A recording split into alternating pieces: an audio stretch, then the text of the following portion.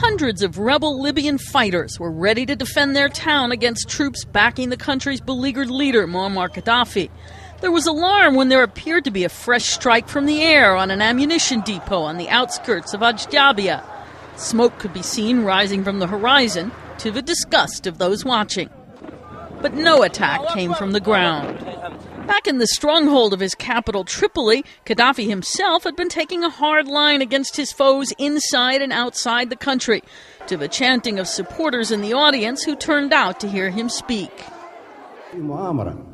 There is a conspiracy to control the Libyan oil, to control the Libyan land, and to colonialize Libya again.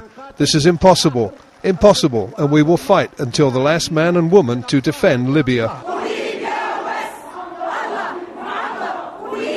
The fighting Wednesday had taken place in the key oil port of Brega, home to the country's second-largest hydrocarbon complex.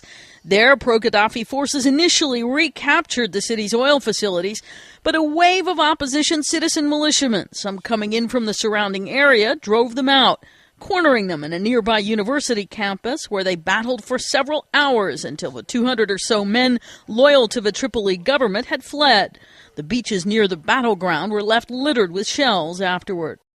Several of the opposition fighters were killed and others were wounded. Some of those hurt were transported back to Ajdabiya for treatment. There, agitated crowds thronged the hospital. That man was screaming, "Look what Gadhafi's sons are doing to the people of Ajdabiya." The injured may have been limping into the hospital, but back out on the road into town, men were celebrating news of the opposition battle victory, many of them firing guns into the air.